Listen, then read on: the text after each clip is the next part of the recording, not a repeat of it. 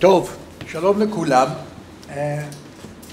זה יישמע קצת משעמם, אבל אם אני גם אגיד שאני מתרגש, אבל אני מתרגש. אז אני אגיד לכם למה אני מתרגש.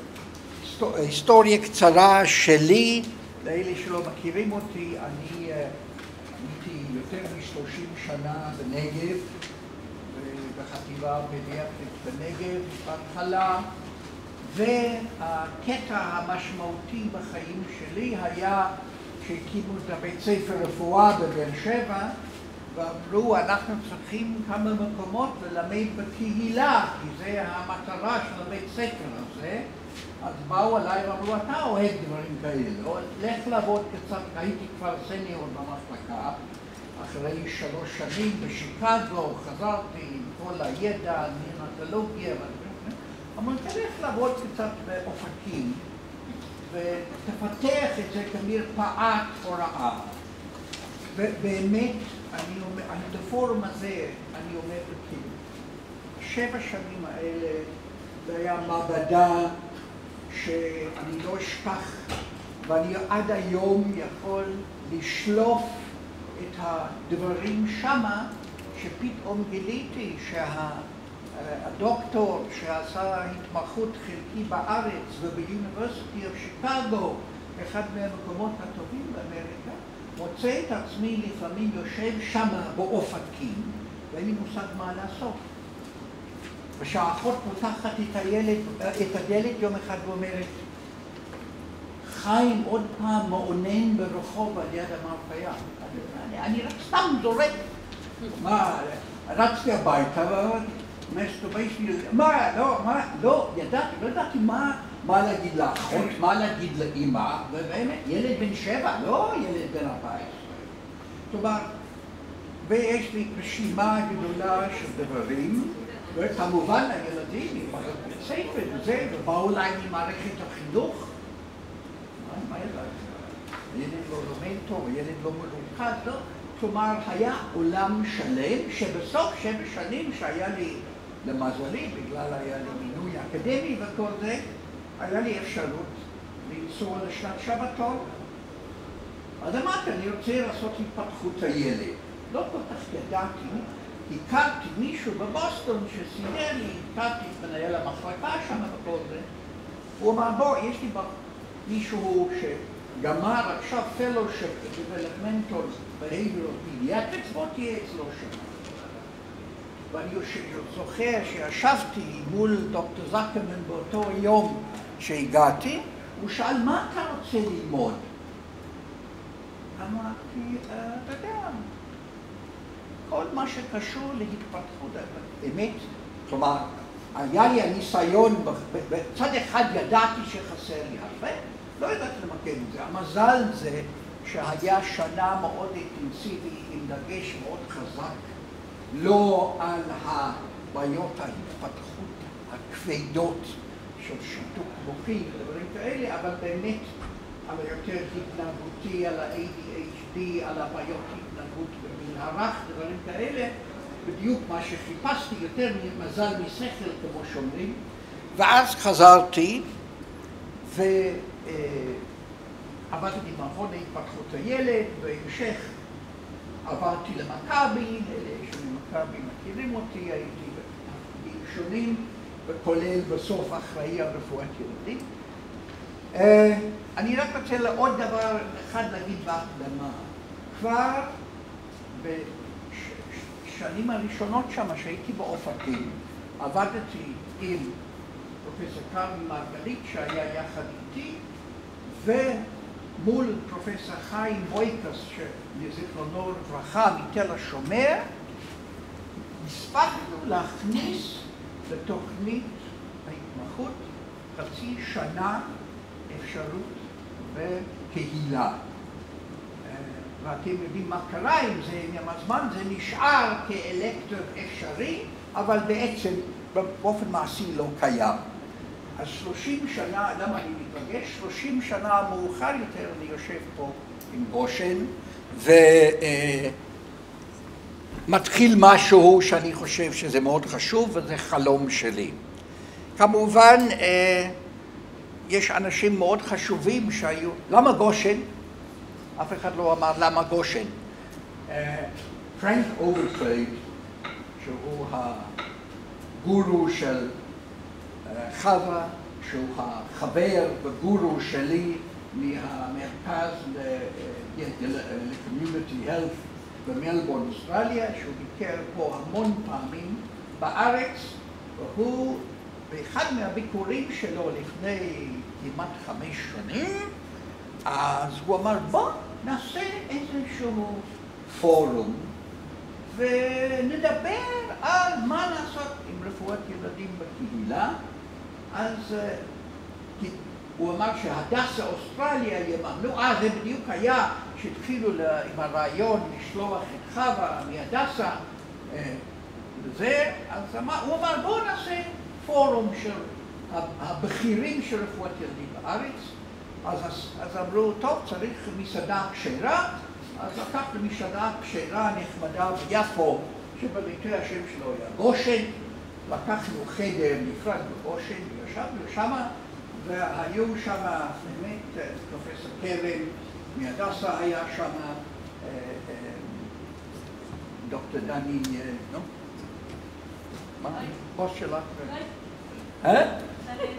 דני הנגלר, היה שמה פרופסור ברנסקי, זיכרונו לברכה, שבאמת דחף את הרעיון מההתחלה, פרופסור מתי ברקוביץ', מנו, כל הפורום היו שמה, וישבנו ודיברנו על רפואת ילדים בקהילה, ובסוף הערב הזה, מתי ברקוביץ' קם ואמר, אני חושב שזה מה שקורה בהדסה עם חווה, ומה כל הרעיון הזה של רפואת ילדים קהילתית. איגוד רופאי ילדים צריך לתת את הגב ובוא נצא, והוא נתן באמת דחיפה, והוא אמר, יש לי רעיון, בוא נקרא לפרויקט גושן. אז מזה יצא גושן, כמו הרבה דברים כאלה, ומאז יש עבודה באמת עבודה שזיפית של פרנק אוברפלד, שהוא איש מאוד עסוק במלבורן. סליחה שאני נותן את כל הרקע הזה, אבל אני מבקשת לדעת כמה השקיעו בזה.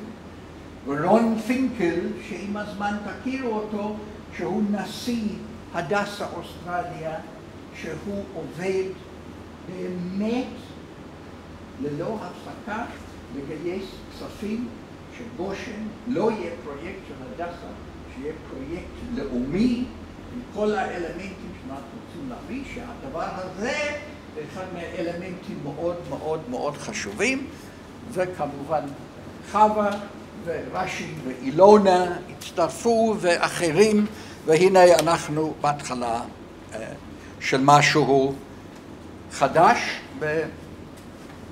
עכשיו אני שואל את עצמי, אני מסתכל על הפורום הזה, אני אומר, למה אתם פה?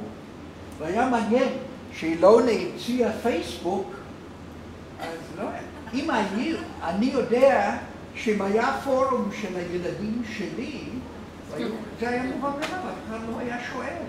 אז זה אומר משהו שזה פורום פה של אנשים עם הרבה, רובם, עם הרבה ניסיון כבר, שלמרות שנות הרבים שלכם, עם הניסיון שלכם, אני מבין שיש איזשהו רצון ללמוד ולהרגיש יותר שליטה בהרבה דברים שמתעוררים במרפאה ביום-יום, וזו המטרה בעצם העיקרית של הקורס הזה.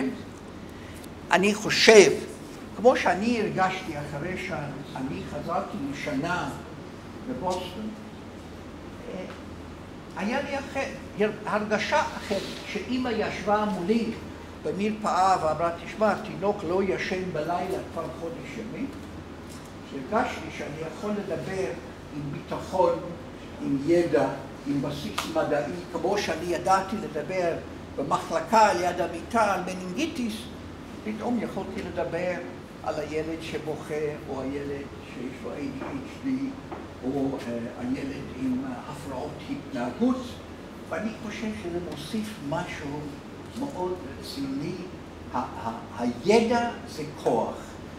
כולם אומרים, תשמע, זה יעלה הרבה במשך הקורס הזה. כל טוב יפה, אתם לומדים את זה, אין לנו זמן, והשיטה, התפוקה, וזה 5 דקות לילד, וזה פרנסה, וכל הדברים נכונים. אבל יחד עם זה, הידע נותן משהו אחר. שגם אם זה עדיין 5 דקות לילד, איכשהו, אם אתה מתעניין במשהו, אתה מוצא את עוד כמה דקות, אתה עושה את זה, ואתה מרגיש טוב את זה, וזה מוסיף משהו לכיף של העבודה, ואנחנו מקווים הרבה יותר מזה. טוב, הקדמה ארוכה, אבל בואו נעבור. ההרצאה שלי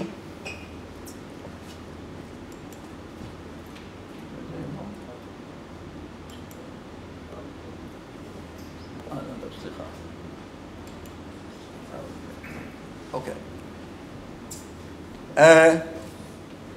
הרצאת פתיחה קצת מפחידה. מה אני רוצה לנסות להעביר היום בהרצאה הזאת?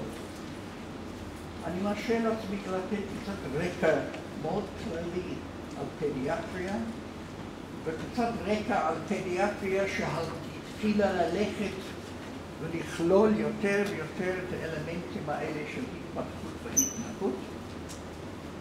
לגעת בהחלט בעניין הזה של הבסיס המדעי, שזה אחד מהדברים החשובים ביותר היום, שאנחנו יכולים לדבר על החשיבות של התערבות מוקדמת, כל דבר שאנחנו עושים בילדים, שיש לזה בסיס מדעי שאני יכול להראות לכם על קצה המזלג באמת, אבל זה סיפור אחר ממה שהיינו מדברים על דברים כאלה לפני 20 שנה.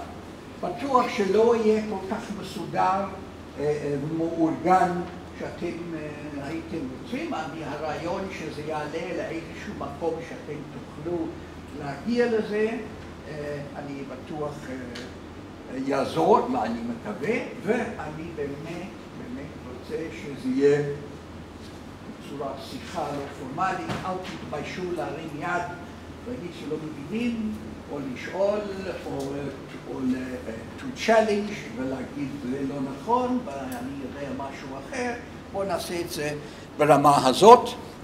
כמו שאמרתי, הרצאה פתיחה קצת.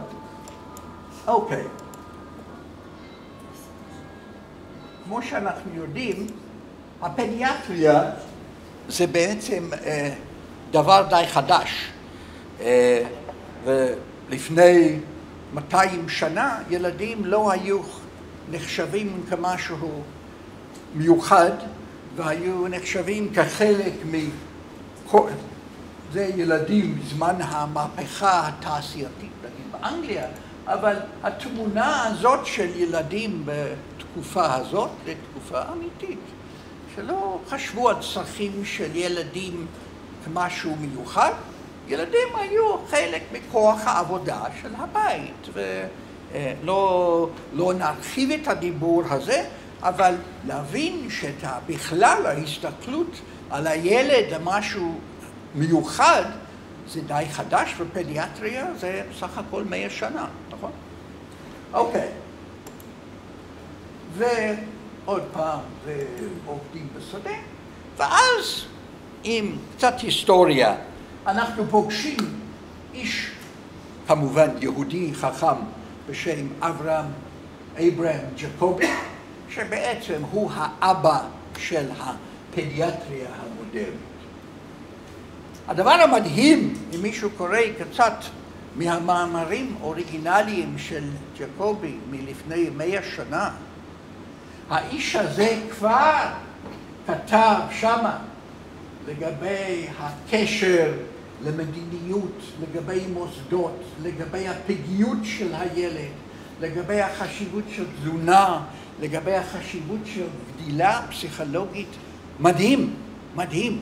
זה שפה של היום. הוא כבר דיבר לפני 100 שנה, ואחד מהציטוטים שלו, בריאות הילד צריך לכלול הרבה יותר מההבנה והלמידה של מחלות ילדים. ואני חושב מה שקרה עם פדיאטריה ומה קרה, אנחנו נדבר על זה, אני אדבר על זה יותר מאוחר גם היום, ההתמחות שאנשים עוברים במדינת ישראל ובמקומות אחרים, זה התמחות מאוד טובה, אבל הוא לא מכסה חלק מאוד מאוד גדול של הדברים החשובים הנוגעים לבריאות הילד. אוקיי? זה לא מספיק לעבוד על יד המיטה בבית חולים. בעתיד הקרוב, רופא הילדים יצטרך לשבת בגופים, בתוך בית ספר, בתוך משרד הבריאות, דוקטור קץ ואחרים, וברמה של מדיניות. אין חדש תחת לשמש, תמיד היו אנשים חכמים לפנינו. ואני קופץ הרבה, לשם מאוד חשוב שאנחנו מדברים על התפתחות. כי היום הנושא בעצם כל הקורס הזה הולך לדבר על המפגש הזה בין התפתחות, התנהגות של הילד עם הפדיאטריה הכללית. ארנולד גזל, שהוא היה בייל, איש חוקר מאוד רציני, ובעצם אחד מהראשונים שישב והסתכל על ילדים ותיעד מה ילד עושה מהגיל שהוא נולד, והערכה התפתחותית שמשתמשים בהרבה מכונים להתפתחות הילד, במכבי למשל, אנחנו משתמשים עדיין בכלי של גזל, שלפני הרבה שנים, שפשוט כלי שהוא פיתח בתוך הסתכלות ותיעוד של קבוצה מאוד מאוד גדולה של ילדים. אבל, יש אבל קטן, כמה שהוא היה קטן. גזל קיבל את זה שיש הגנטיקה שקובע הרבה, ויש גם הסביבה. אבל בסופו של דבר הוא מאוד הבין שהסביבה יש השפעה מינימלית על התפתחות, והבסיס הגנטי זה, או הנזק שקורה סביב הלידה, זה מה שקובע שיהיה בעתיד. ויצא ממנו למשל הביטוי, התוצאה של reproductive casualty, הנזק בזמן הלידה, הוא הציג את הדבר הזה שדבר בלתי הפיך. אם אתה מקבל ילד אחרי לידה מלקחיים שלא נשם 6-7 דקות, ואחר כך לקח הרבה זמן והיו סימנים נורולוגיים וכל זה, that's it. זה נקבע, הגורל נחרץ ואין הרבה לעשות, ולקח הרבה שנים עד לא הרבה שנים, אבל היו כל מיני תנודות. אחר כך באו אנשים כמו ווטסון וסקינר, שאלה שמות שדיברו בשפה אחרת לגמרי, שהם דיברו על העניין ההתנהגותי, והם אמרו שבעצם הילד, כל ילד, זה מוצר שזה כמו פלסטלינה, מה שאתה תעשה איתו, זה מה שיצא. אז הסביבה יכולה לשנות את הכל בצורה מאוד קיצונית, למשל ממש בהתנגשות, ושנים היה הדבר הזה עם הכל גנטי או הכל סביבתי, וכמובן כמו איראן ועיראק, זה עד שמגיעים לאיזושהי פשרה והבנה שיש קצת אמת בשני הצדדים, ואז אני מתחיל להגיע לאיפה שהרופאי ילדים, לא המומחים, לא הפסיכיאטרים, לא הנורולוגים, איפה שבה התחילו כמה רופאי ילדים לשאול שאלות מאוד בסיסיות לגבי התפתחות הילד. אחד מהם, בברי ברזלטון, היה לי הכבוד הגדול בשנה הנהדרת שהיה לי בבוסטון, לבלות חלק מהזמן איתו, איש מדהים, וברזלטון פשוט התחיל מה שגיזל עשה 50 שנה לפני על אלמנטים אחרים של התפתחות. ברזלטון התחיל לשאול כמה שאלות מאוד פשוטות בתור רופא ילדים. אגב, ברזלטון שניהל מכון להתפתחות הילד באוניברסיטת הרווארד עד סוף הקריירה שלו, כל הזמן היה לו מרפאה של רפואה ראשונית.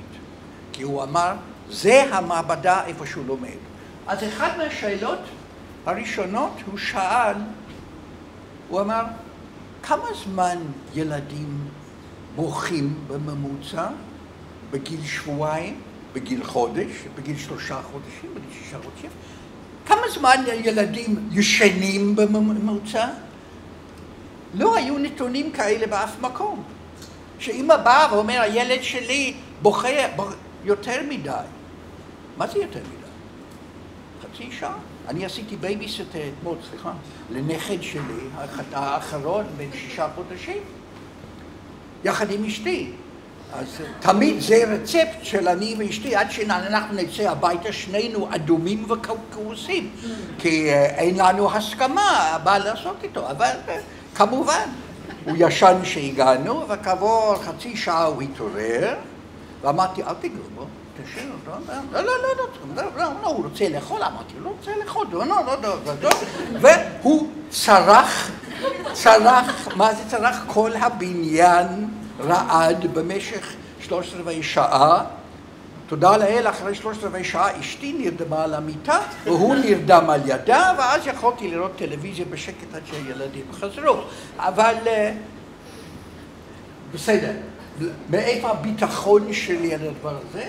כי אני זוכר את ההרצאה והחומר הזה המרתק שאומר שבבכי הממוצע בשבועיים, זה נגיד כמעט 2 זה יורד בגיל 3 חודשים, והכמות השינה משתנה עם הזמן בשבועיים. הלום הכי ארוכה זה 4.5 שעות בגיל שבועיים, וזה נערך ומגיע ל8 שעות אחר כך.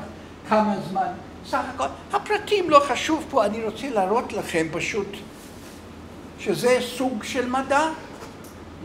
הרבה ממדע טוב זה להסתכל ולארגן את המחשבות שלך סביב על מה מסתכל.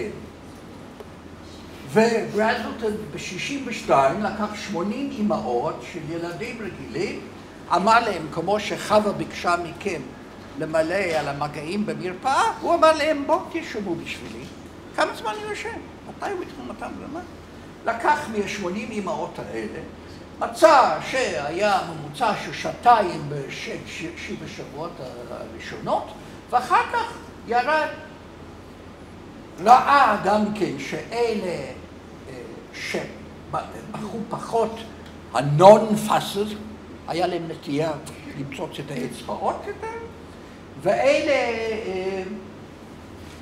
שבחרו יותר מהמצופה, יכולת לעשות משהו אם טיפלת בסביבה שלו באיזושהי צורה, ואתם תשמעו בהמשך, אני יודע, הרצאה שלך, ואני חושב אולי של אחרים, הנושא של בכי זה נושא מעניין, נושא שכיח, אין אמא צעירה ואבא צעיר וסבא שלא סובלים מזה, ויש בסיס מדעי, וזה לא, לומדים את זה, קצת את הנתונים האלה, ויש הרגשה אחרת אחר כך שמדברים עם ההורים. אוקיי, זה פשוט. אני קצת קופץ מדבר לדבר, כי אני מרשה לעצמי גם כן לדבר על דברים שהשפיעו עליי, מה כל כך עזר לי בתור רופא ילדים. באותה תקופה אני למדתי על מה שנקרא ה-transactional model. אני לא יכולתי לתרגם transactional לעברית, אבל דו-כיווני. פסיכולוג מאוד חכם בשם ארנולד סמרוף, פיתח מה שהוא קרא ה-Transactional Model, שבעצם דבר מאוד פשוט, הוא פשוט אומר, כל ההתפתחות זה הציר של זמן, שעל הציר של זמן הזה יש הילד שגודל ומשתנה כל הזמן, והסביבה גם כן הולכת ומשתנית לטוב או לרע, ואלה האינטראקציה בין שניהם, שהוא קורא טרנזקשיונל, שאחד משפיע על השני ככה, זה לא שהם נפגשים ככה. אז מה הדוגמה הקלאסית לדבר הזה? שאני למדתי בביקור, אני זוכר, עם ברזלטון, אחרי שעשיתי את הפלושיפ שלי שם, חזרתי איזה שנתיים אחרי זה לביקור, ואמרו לי, תבוא, הייתי בבית חולים אחר, אצל דוקטור זקמן, איפה שאני עשיתי את הפלושיפ שלי, הוא אמר, בוא, אנחנו הולכים עוד פעם לביקור אצל ברי, אצל ברזלטון היום. אמרתי, רגע, אתה כמה פעמים, אתה למדת את כל זה, מה אתם הולכים חזרה? הוא אומר, לחומר של ברי צריכים זריקה כמו חיסון, צריכים כל שנה לחדש, לבנות מחדש, והלכתי לביקור. אני זוכר את זה עד היום. והביקור היה אצל אמא חד-הורית, בת 15-16, מכורה לסמים, תמונה לא נדירה בדרום בוסטון, איפה שאני נולד, שילדה פג, לא זוכרת, היה very low birth weight, אני מדבר על לפני 20-25 שנה, היה מאוד מאוד קטן, וכמובן זה היה אחד מהפגים האלה שצורח כל הזמן, מקיא כל הזמן, לא ישן, אחד מהתמונות האלה. והאמא ישבה שם במיטה עם הפג וזה, והוא בא ואומר, שלום, מה שלומך, זה עם החינוך מקסים שלו, הוא אומר, לוקח את התינוק, הוא אומר, אני מחזיק את התינוק ככה, ועכשיו אני אגיד, הלו בייבי, מהצד שלי, ואת תגידי מהצד שלך. נעשה את זה יחד.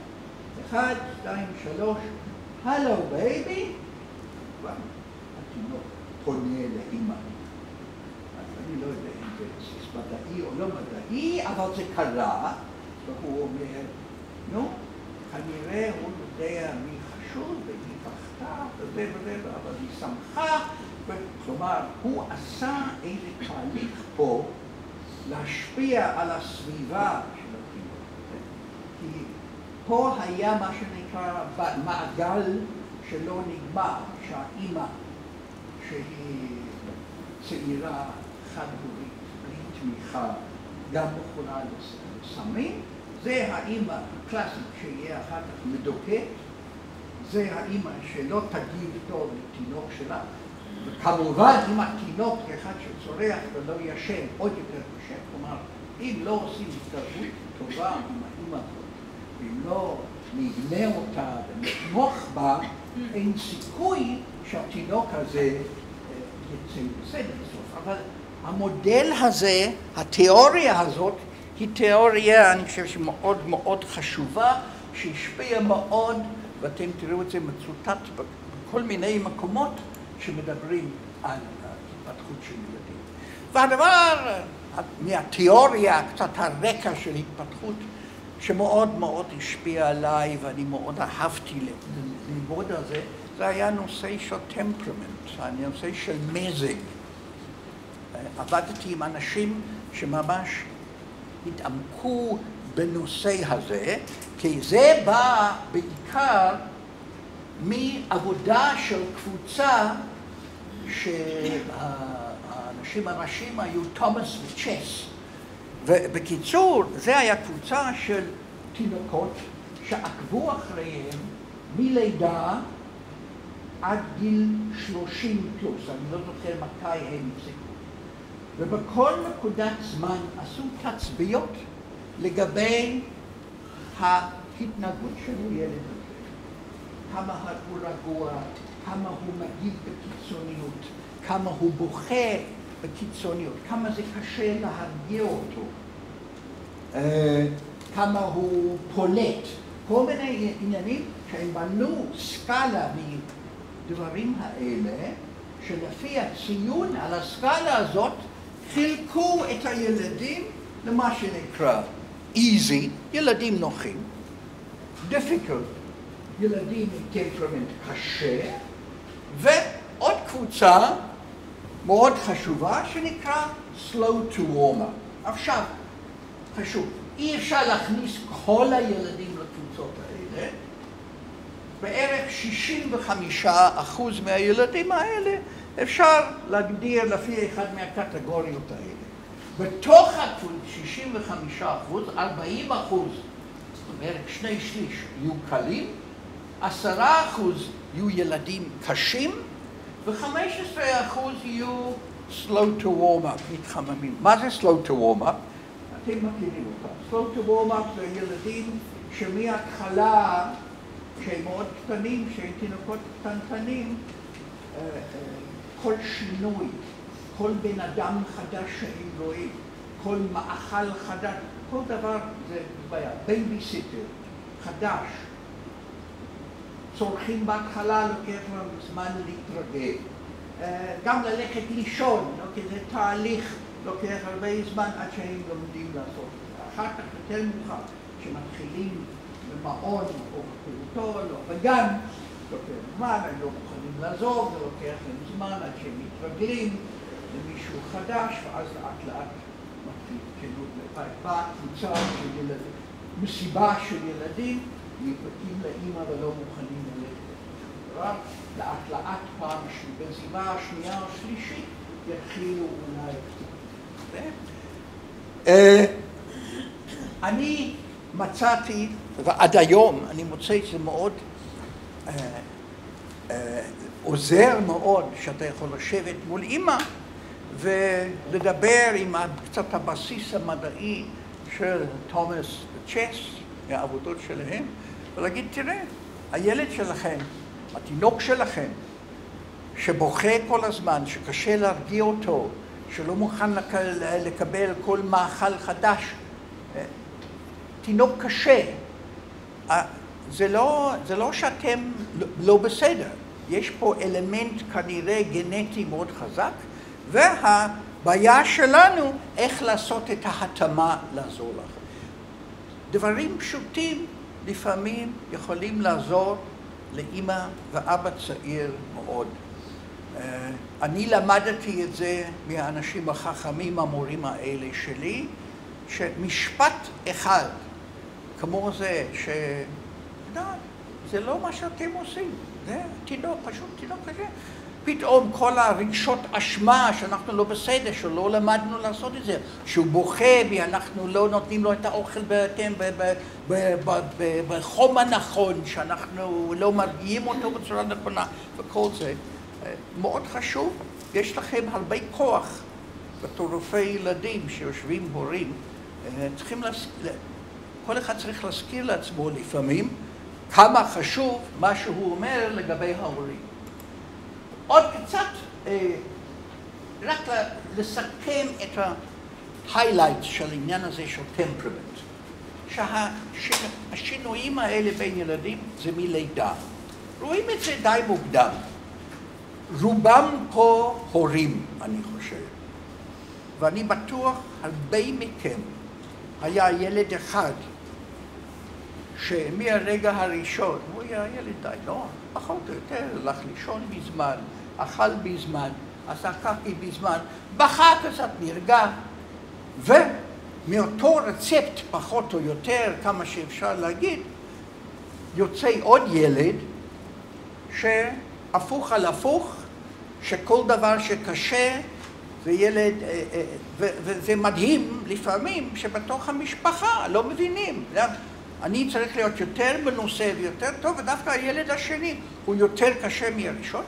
קצת להסביר את העניין הזה של טמפרמנט מאוד עוזר להורים. ובעצם מה שסמרוף אומר, לסכם את זה במשפט, אני אוהב דברים שאפשר לסכם במשפט, goodness of fit. ההתאמה, שבעצם הרבה פעמים התוצאה הטובה מבחינת התפתחותית התנהגותית של ילד זה תלוי באינטראקציה בין המאפיינים של המזג של הילד והסביבה שלו, שכמובן בהתחלה הדבר הדומיננטי זה ההורים, אבל זה גם כן הופך להיות גם סבא וסבתא, גם הגננת והמורה בבית ספר, הסביבה הזאת, איך אלה עובדים יחד, איך שמים את הפאזל הזה יחד לעזור לילד, מאוד עזר לי בהבנה איך לעבוד עם הורים שיש להם בעיות. בבקשה. רק דבר אחד, בעניין הילד הקשה והילד הקל, מונחים נורא קשים בערך. אני הייתי אומרת הילד שקשה לו, הילד שקל לו, easy going. לא הייתי אומרת הילד הקשה. אחר כך הם באים ואומרים, אומרים להם את זה הרבה פעמים, ואז האמא באה ואומרת, הוא ילד קשה. לי זה קשה לשמוע. זה לא פשוט, זה גם יוצר סביבה. בעניין מה שאתה אומר, אתה יוצר סביבה. צריך להיזהר. אני גם מסכימה מאוד, וגם העירו לי על זה. הורים שמאוד התבאסו, שאני אמרתי שיכול להיות שהילד שלהם הוא ילד קשה, וזה יותר מבאס מאשר לשמוע לפעמים שאני אימא. ולכן, אני אומרת קשה לו. את המונח הילד המאתגר. אני אומרת ילד שקשה לו. אני אומרת ילד שקשה לו. מהיום, קשה לו זה גם מבאס לתורים. הפורום הזה זה גם פורום טרנזקציונלי, ואני בהחלט מקבל את זה. אני רק אומר שאפילו אם אני השתמשתי במונח הקצת לא נכון, הדבר הזה שאתה אומר ילד קשה, אבל זה לא בגללכם. זה הדבר המאוד... הילד, אני מקבל את זה, מה שאתם אומרים, אבל אני חושב, הדבר החשוב זה כזה הקלה. לפעמים לשמוע, זה לא אנחנו, הוא טיפוס, קצת יותר קשה, בואו נראה איך אנחנו עובדים איתו. אבל תודה, מקבל. עכשיו, מגיעים בערך בשנות ה-70, שמתחילה איזו התעוררות די גדולה בהתפתחות הילד בכלל, מכניסים את הדנבר, מישהו מכיר את הסינון, סקירת התפתחות הדנבר Developmental Screening Test, ה-DDST בארצות הברית, הייתי בדיוק אז בשנת 70-72, הייתי מתמחה, אז כל דבר היית צריך למלא את הטופס הזה של הדנבר, היה מאוד מורכב, ואתה עושה ציונים, אל תשאלו. כמובן, כעבור 20 שנה, משהו כזה, הדנבר עף דרך החלון כדבר לא מספיק אמין, ויש כלים חדשים, אבל מה שקורה בפדיאטריה הכללית, איש בשם רוברט הגרטי, שהיה chairman of pediatrics ברוצ'סטר, הוא התחיל לדבר על תחום המורחב של הפדיאטריה לפעם הראשונה. וזה באמת, זה בא אחרי 50-60 שנה שכל הפדיאטריה התפתחה בכיוון של תת-התמחות. לא היה שאלה שאני הייתי בארצות הברית באוניברסיטת שיקגו, לא היה שאלה שאתה גומר רזידנסי במקום כזה, אתה בוחר, או קרדיולוגיה, אימונולוגיה, וזה היה, פדיאטריה היה התחום של סאב-ספיישליסטס, ואלה שלא היו מספיק טובים, ישבו בקהילה, ואף אחד לא דיבר על מה הם עושים ולמה הם עושים וכמה הם עושים. הגרטי בא ב-75 והתחיל להגיד שיש תחומים חדשים שנוספו שאנחנו צריכים להתייחס אליהם, שאנחנו צריכים להיות ערים שגם לילדים יש מחלות כרוניות, יש בעיות התנהגות והתפתחות, יש פתולוגיות קשורות לבית ספר, יש learning disabilities, יש attention deficit, ADHD, וכל מיני נושאים חברתיים ואתיים, התעללות ילדים, עוד לא היה העניין אז. אגב, New Morbidity בא מבוב הגרטי, ואני לפני 10 שנים כבר, אני מודה, החלטתי שאני רוצה לראות מה קורה עם ה-New Morbidity הזה, עם התחום המורחב הזה של רפואת ילדים, אם זה קורה גם אצלנו. אגב, אחרי שעשיתי את הסטאדי הזה, כמובן פרנק אוברקלייד הראה לי ש10 שנים לפניי הוא עשה בדיוק אותו דבר באוסטרליה, אבל אני רוצה, לא בגלל להראות לכם כמה חשוב המחקר שאני עשיתי, אבל להראות לכם מאיפה בא הידע שלי היותר חזק, על כמה ההכשרה שלנו ברפואת ילדים בעייתית. אז מטרת המחקר הייתה להשוות בין התכנים הקיימים של רפואת ילדים בקהילה לבין הצרכים, הציפיות וההכשרה לתפקיד. אז בדקנו 3 דברים. תוכן של רפואת ילדים בקהילה, זה כבר היה עידן המחשב, ולקחנו מכמה קופות, כללית ומכבי, לקחנו מעל 500,000 ביקורים, מה היו ההבחנות. עשינו רעיונות שאלונים שמילאו רופאי ילדים בקהילה, אולי כמה מכם זוכרים את זה, כי היה לי עוזרת מחקר שהיא הייתה, איך קוראים להם פה, היא ישבה על הצוואר והיא השיגה 570 תשובות מרופאים ומתמחים לגבי איך הם רואים את התוכנית, את התכנים של העבודה שלהם, וגם כן ראיינו קבוצה די גדולים של הורים, של מנהלי מחלקות ואנשים של מקצועות אחרות קשורות לרפואת ילדים. ובקיצור, קודם כל לגבי 500,000 מגעים. כולנו יודעים שהקליקס עובר בין כל הקופות, ההבחנות הרבה חסר לגבי מה שאנחנו רואים ברפואה הראשונית, מאוד בעייתית, אבל תודה, אם אתה לוקח 500,000 ביקורים, בכל זאת אפשר להגיע לאיזשהו מסקנות. אז בסך, זה מה שחשוב. רגע, בואו נלך חזרה. שנייה.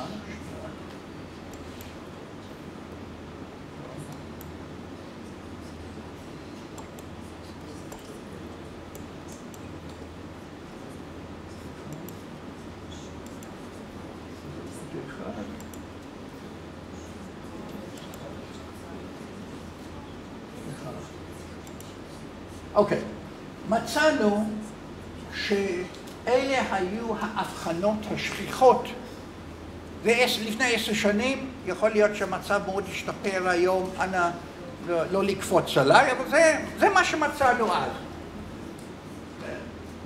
בערך 10% כמובן fill out forms, URI, otitis media, observation, tonsillitis, fever, cough, common cold, pharyngitis, כלומר, מעל 50% של המגעים ברפואה הראשונית, לא חדש בשבילכם.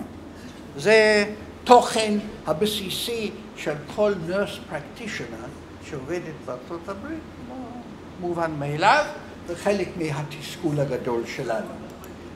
מתוך, אז אמרנו, בוא נבדוק, עשינו רשימה של כל הדברים שיכולים להיות קשורים ל-New Morbidity, בעיות משפחה, בעיות התנהגות, בעיות התפתחות, בית ספר, ובצענו שזה פחות מ1% של כל ההבחנות האלה היו קשורות ל-New ידידותי, ובתוך ה-1% היה מחולק ככה, שבכל זאת היה ערנות גדולה לגבי הבעיה של ADHD, לא יודע אם זה היה נכון או לא נכון, היה רשום ADHD, anorexia, lack of coordination, disturbance of emotion specific to childhood, רק ההגדרות האלה, אבל זה מה שיוצא בקיץ, no? speech disturbance, enuresis וכל זה, אבל בסך הכל, כל זה, זה מספר מאוד מאוד קטן של הבחנות. כלומר, זה די צעק שאנחנו לא שומעים על זה. אולי אנחנו לא רוצים לשמוע על זה, אבל לא רואים. אוקיי. 3,000 ילדים עם 5,000, לא חשוב. בסך הכל 25 מקרים של child abuse, תוך 500,000 מגעים. לא יכול להיות. reading, הפרעה בקריאה, אוטיזם, ילד אחד, פשוט מצחיק, אבל די צועק שיש פה עניין שלא רואים מספיק מה-new mobility שאנחנו יודעים, ותכף נראה לכם מה האפידמיולוגיה של הבעיות השונות. ומה היו הציפיות של רופאי ילדים? היו השאלונים האלה, שלחנו וינייטים, נתנו להם כל מיני דוגמאות. ילד בן 7 שנים לומד בכיתה ב' הגיע אליך עקב בעיות בבית ספר, בשיחה עם ההורים מתברר שהיועצת חוששת שיש ADHD, אז שאלנו, אמא, מה אתה אומר? אני יכול לעשות את ההערכה, טיפול במעקב לבד, אני אבצע הערכה ואני אפנה לחוות דעת יועץ, ואז אני אעשה מה שהוא רוצה, או אני מיד אפנה החוצה ליועץ, או אני עדיף שכל התהליך בכלל לא יגיע עליי. ואלה היו שתי שאלות שאנחנו רוצים לראות כמה שזה קורה, שאנשים באמת חושבים שהם מסוגלים לעשות את זה, והתוצאות הראו שאם אנחנו, וזה די גס, אבל אם הם מפרידים בין התחלואה החדשה ובין התחלואה הקלאסית, אוקיי? אז איך אתה מרגיש עם בעיות של התחלואה החדשה בצורה פחות איך אתה מרגיש לגבי העצמאות, לגבי השאלונים האלה, אז הרגישו 70% של הרופאים אמרו שהם מרגישים נוח עם הבעיות האלה, לעומת 94% כמעט של הרפואה הקלאסית, והמתמחים די דומה, 68% די, אני לא כל כך הבנתי את זה, אמרו שהם יכולים להתמודד עם זה, אבל לעומת 90% מהבעיות הקלאסיות. אוקיי, לא היה קשר בוותק, במקצוע או בעבודה בקהילה, כמה זמן עובדים בקהילה לגבי התשובות האלה. ואני חושב שזה דבר מאוד חשוב, אני רציתי להראות, זה היה היפותזה, שוותק לא אומר שום דבר. אם אתה יושב בקהילה כל השנים ולא מתמקד ולא עושה קורס ולא לומד, אז אתה לא תדע יותר טוב. המשתנים שנמצאו, מה שתרמו ליכולת לטפל יותר טוב בצורה עצמאית, היה מגורים בדרום, שילוב של עבודה קהילאית בבית חולים, ונטייה להתייעץ עם אנשי מקצוע שאינם רופאים ונותנים שירותים לילדים בקהילה. אני חושב סליחה, מה השאלה? פסיכולוגים, יועצים ברופא. בכל מה שאני מדבר, במה שאנחנו נדבר כל הזמן, אני חושב שזה שאתם יושבים פה היום, יש איזושהי סלקציה כבר של אנשים שיש להם נטייה ורוצים. ויש הרבה רופאים שאף פעם, גם עם כל ההרצאות בעולם, לא ירצו להרים טלפון לגננת או פסיכולוגית או משהו להתייעץ. אבל הדבר הזה של השילוב עם בית חולים מעניין. אני חושב שהבדידות בקהילה זה בהחלט תורמת למיילד. אוקיי. טוב, זה חשוב. 60% מהרופאים, 54% מהמתמחים, שטענו שההתמחות הכינו אותם במידה טובה מאוד לעבודה בקהילה. אולי זה נשמע לא רע, אבל אני חושב, אם 40% אומרים לא הכינו אותי טוב לעבודה בקהילה, זה הדרך שאני מסתכל. המיעוט בין הרופאים והמתמחים שהיו באיזושהי תקופה בקהילה, בערך שליש מהרופאים ושליש מהמתמחים, הצביעו על זה שזה תרם להם הרבה. כלומר, רק העובדה שאתה הולך החוצה, לא משנה איך מלמדים או מה וזה, זה פותח את העיניים, ואני חושב שזה מאוד נכון. וכולם דיברו על הצורך לשנות את התכנים של ההתמחות. עוד דבר קטן, כמה מהם קיבלו, כמה לא קיבלו הרצאה אף פעם בכל תקופת ההתמחות על הנושאים השונים, במשהו גינקולוגיה 70% לא קיבלו. בעיות למידה 70% לא שמעו בזמן ההתמחות שלהם על בעיות למידה בילדים. אני לא יודע מה המצב היום. בעיות התנהגות בגיל בית ספר 70% אמרו לא. ADHD, אני מקווה שהיום זה השתנה, אבל 2/3 לא קיבלו אפילו הרצאה על ADHD בתוך כל תקופת ההתמחות. Health promotion, לא שמעו הרצאה. Preventive medicine, drug abuse. כלומר, דברים מאוד בולטים שמובן מאליו שאלה דברים מאוד יסודיים של עבודה בקהילה, לא שמעו. אוקיי.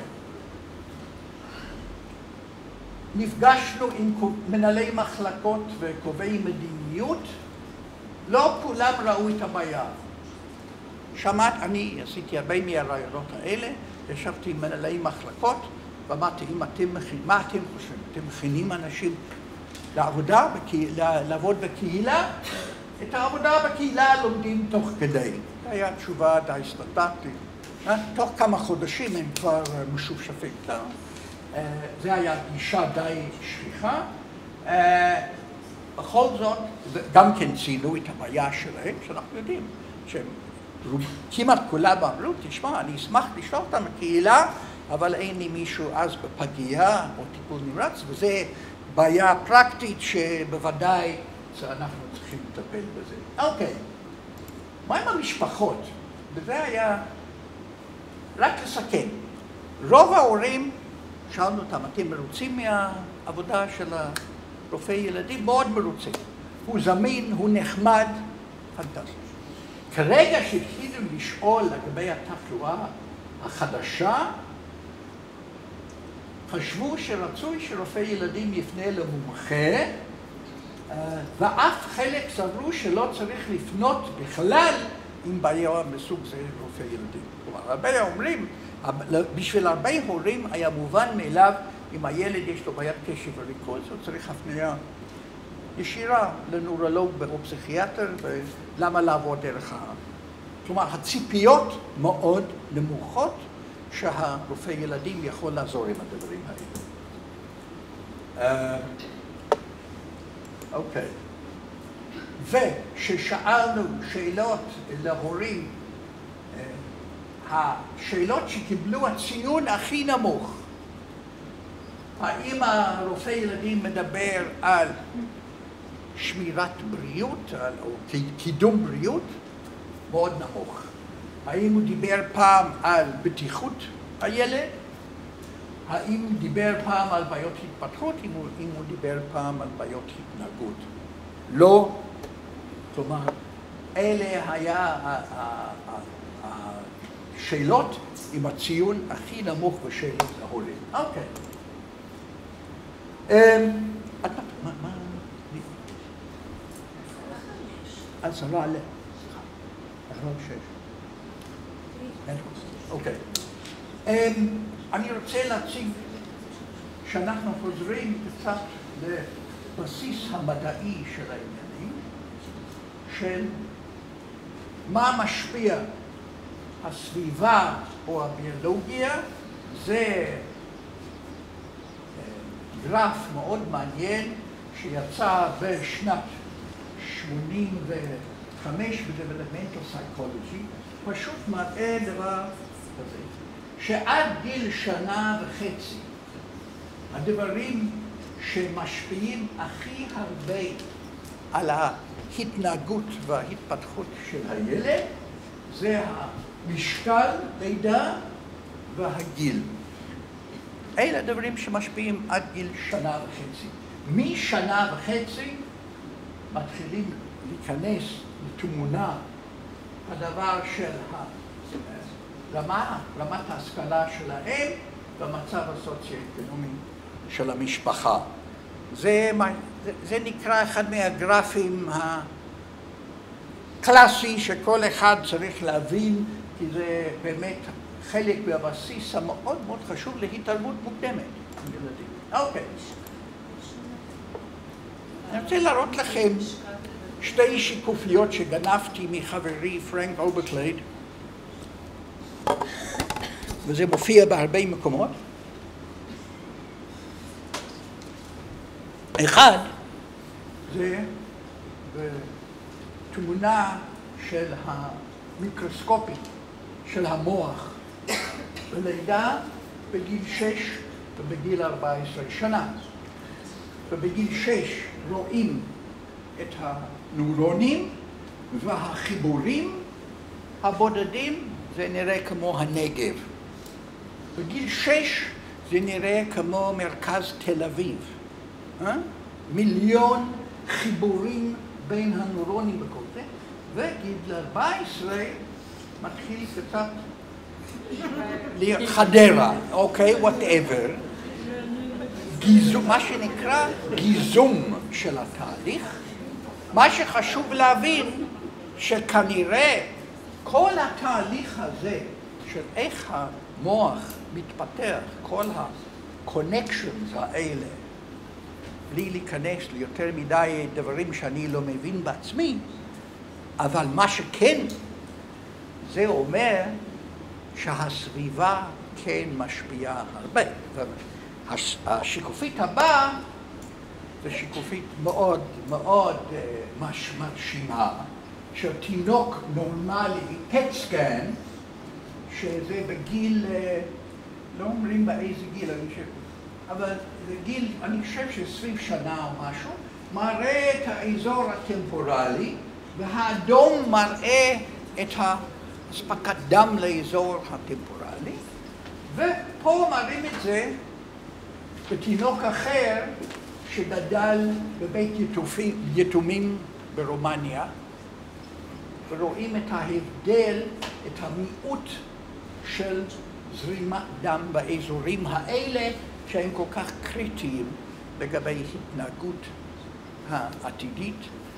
כלומר, הבסיס המדעי להתערבות מוקדמת, כולל העבודה שלנו, זה כל הזמן, אני חושב שזה צריך להיות בחדר של כל רופא ילדים, להזכיר לו, כן, אני יכול לשנות משהו. אוקיי. כלומר, אם אנחנו מדברים על הבסיס הנוירו-מדעי של התפתחות, השנים הראשונות הם קריטיים לגבי מה שיקרה בעתיד. הסביבה של הילד הצעיר קובע מה יקרה בטווח הארוך מבחינה קוגניטיבי והתנהגותי. היכולת של המוח להשתנות הולך ומצטמצם אחרי גיל 6, ותכף אנחנו נראה עוד הוכחה לזה. והנושא של הסביבה עוינת משפיע דרך הקשרים של הילד הקטן, ואלה שמטפלים בו בבית או בגן או איפשהו. וכמובן, המשפט האחרון, זה הגיוני מבחינה ביולוגית ומבחינה כלכלית, שתכף נראה, זה יותר יעיל לעשות את זה נכון מההתחלה, ולא לחכות עד שהילד מגיע לבית ספר. איך אנחנו? אוקיי. אני לא אדבר על זה.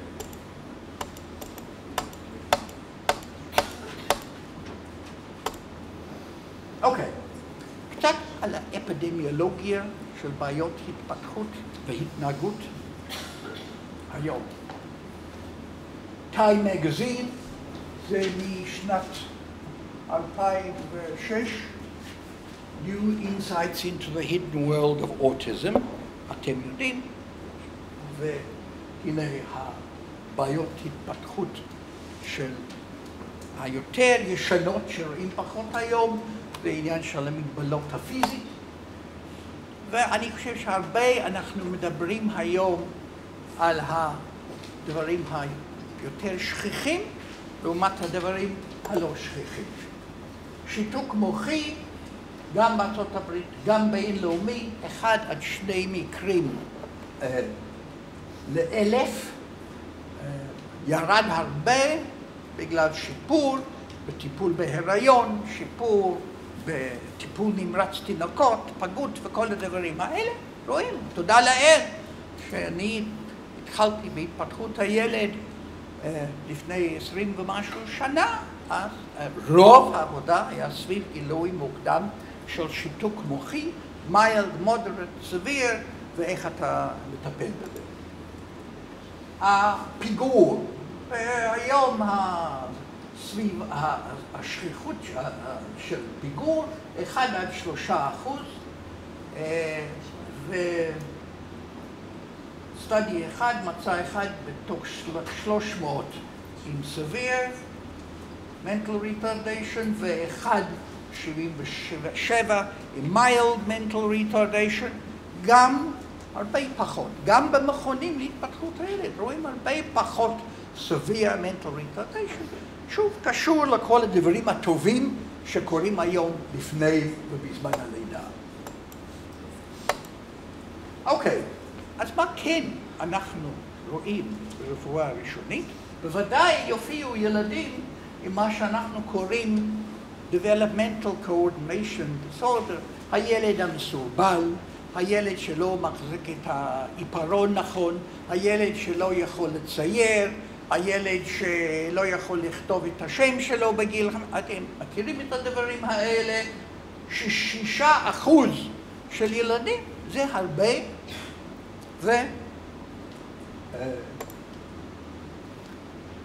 שפה, תלוי איפה אתה קורא, בכל מקום, בכל זאת, זה די שכיח, 12% בסטאדי אחד, 7% סטאדי אחר, specific language disorders, expressive language disorder, הילד שאתם בטח רואים, ורואים הרבה במכונים, הילד שהוא חכם והחמוד ומבין הכל, ומגיע בגיל 2 שהוא בקושי יש לו מילים, והוא מתוסכל מזה, והוא מצביע, והוא צועק ודור. יש לו מה שנקרא expressive language disorder, שרואים שמ-13 עד 18% זה הרבה ילדים. הרבה ילדים יופיעו עם הבעיות האלה. זה לא 1 תוך 2 תוך 1,000 כמו שיתוק מוחי. זה סלייד מאוד חשוב לגבי שפה והסביבה, אוקיי? לפי מצב סוציו-אקונומי, הסטאדי הזה מראה איפה שמגיל שנה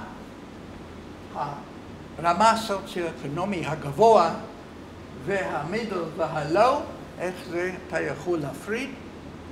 כלומר, החשיבות להגיד לכל הורה לדבר עם הילד שלו נשמע מובן מאליו. יש הורים שלא מדברים עם הילדים שלהם, שלא חושפים את הילדים שלהם לשפה, שלא קוראים סיפורים עם הילדים שלהם. זה סלייד מרשים. בעיות התנהגות, סתם, אל תרצה לי, סתם לקחתי רשימה של סטאדי שמראה לפחות 5% עד 26%, תלוי איפה קורה את זה. בקיצור, אין ילד, אין משפחה שלא נתקע עם בעיה התנהגות עם הילד שלו, נכון? אין הורה שלא רוצה קצת עזרה פעם בגלל הילד שהוא דעתן, שהוא עושה התקפות עצבים, הילד שלו מפסיק לבכות, הילד שעושה תרגילים עם האוכל והילד שלו ישן. זה מאוד מאוד שכיח. מי יטפל בכל הילדים האלה? אין מכונים התפתחות הילד מספיק בכל העולם, במקום הכי עשיר, שלא יכול לטפל בכל זה. אין דבר כזה. מאוד חשוב, ילדים שהם קשה, hard to manage, קשה לעבוד איתם, קשה לטפל בהם. כל דבר זה מלחמה. בגיל 3-4, הילד הדעתן העקשן, יש שכיחות מאוד גבוה, 50% בערך, שיהיו בעיות שימשיכו בתוך התבגרות. שוב, אם אנחנו לא מתערבים מוקדם, התוצאה יהיה יותר גרועה. בערך 10% של ילדים באמריקה ומתבגרים, סליחה, 10% של ילדים ומתבגרים בין 9 ו-17, יש להם serious diagnosable emotional behavioral health disorders. אוקיי? 10%. זה הרבה, וזה תחום למניעה.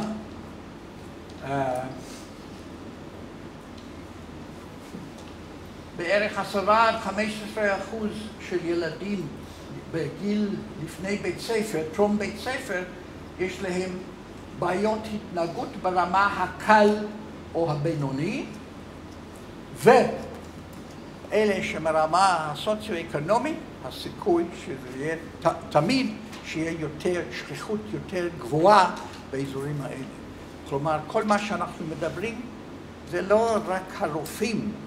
הבעיה שלנו, אנחנו צריכים הרבה גורמים אחרים לעזור לנו. אוקיי.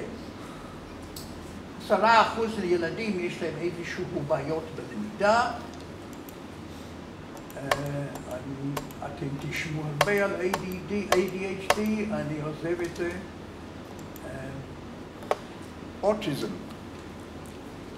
אוטיזם כל שנה אתה צריך לבדוק את הספרות מחדש, וזה הולך ועולה, ודי חדש, זה מ-2011, 1% אוטיסטיק ספקטרום בארצות הברית, בדרום קוריאה 2.6%, ומיקי דוידוביץ' בארץ עשה ומצא 0.5%, הרבה בעיות עם דיווח והגדרות וכל זה, אבל אין ספק שהרבה מהילדים עם האוטיסטיק ספקטרום יגיעו אליכם לפני תחנה ראשונה לעשות איזשהו תהליך. אז אם אנחנו רוצים משהו עם התפתחות, מה אנחנו יכולים לעשות? הבוס שלי בבוסטון, ברי זקרמן, אמר לי פעם, זה מהספרות גם כן, אולי הדבר הכי חשוב שכל רופא ילדים ראשוני יכול לעשות במרפאה שלו, זה לא בכל ביקור, אבל נגיד כל ביקור שלישי או רביעי של ילד, להסתכל על האמא שגמרה עם הדלקת אוזניים או החיסון, ולהגיד, יש לך איזשהו דאגות לגבי התפתחות ההתנהגות שלנו? כלומר, לפתוח את הדלת הזה, זה צעד מאוד מאוד חשוב שכבר נותן הרבה תמיכה. זה גם כן פותח את תיבת פנדורה, אבל בסדר. כל ההורים זקוקים לעזר. רגע, אני דילגתי על משהו חשוב פה. היה לי עוד משהו, סליחה. יש כלי היום שנקרא PEDS, Parents Evaluation of Developmental Status, PEDS, איזה כלי של שאלון של 10 שאלות, לוקח 2-3 דקות למלא, תקף, נחקר טוב טוב של גברת בשם גלסקו, הפדס הוא כלי מצוין לגלות את הילד עם בעיה התפתחות בשלב מוקדם.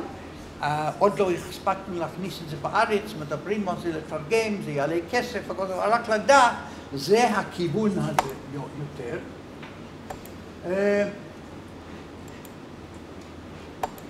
אני רוצה פשוט לסיים עם כמה מילים על העניין של התערבות מוקדמת.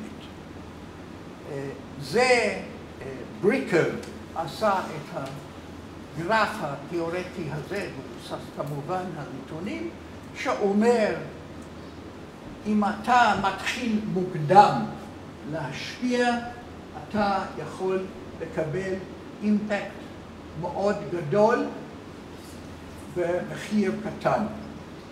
אם אתה מחכה עד שהן בעיות יותר רציניות, אז העלות עולה והיעילות יורדת, זה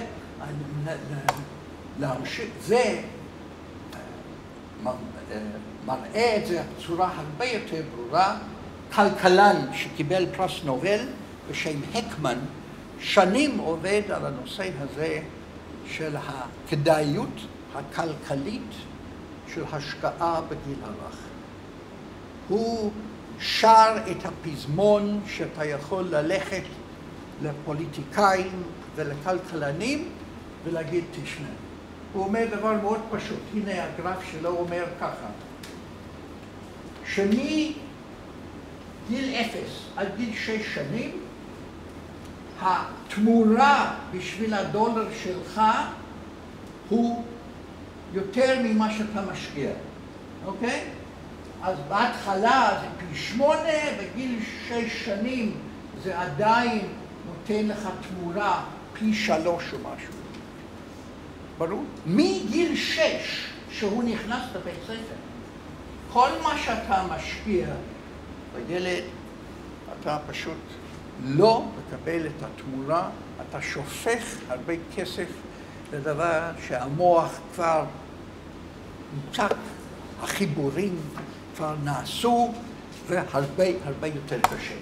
אני מגיע לסוף, אנחנו צריכים לחשוב יחד עם כל הדברים האלה על מה שנקרא Pediatric Home, מה התפקיד שלנו ברפואה ראשונית, אם אנחנו באמת יכולים לשלוט ולנהל את כל ההיבטים של הבעיות של הילד, מה התפקיד שלנו עם הזמן שלנו, איפה בעיה שניונית ובעיה tertiary development. הרעיון שלנו בגושן זה שהרופא ילדים יהיה לו הכלים הבסיסיים לדעת, הנה יש בעיה, אולי לעשות את השיחה הראשונית, אבל אז יש אנשים שעברו קורס, אתם אחרי השנה, שאתם חלק מכם, אולי נוכל לעשות מה שעשינו עם ה-ADHD, שאתם מקבלים איזו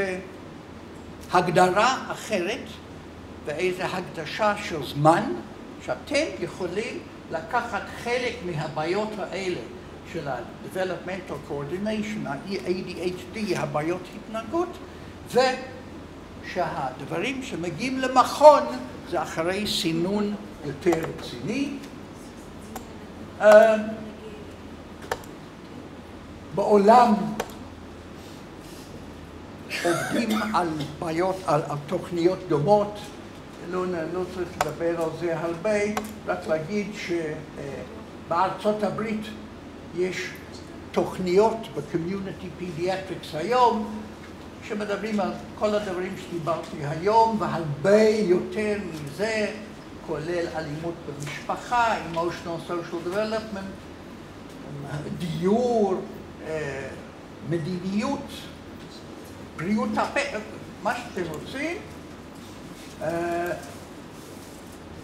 באנגליה יש להם תוכנית שנקרא Every Child Matters, כלומר אנחנו לא היחידים.